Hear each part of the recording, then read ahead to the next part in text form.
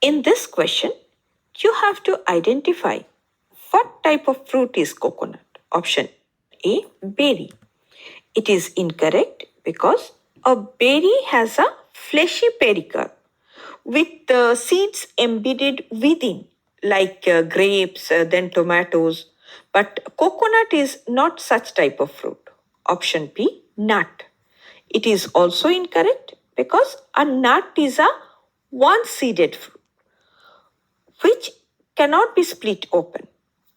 Option C, capsule.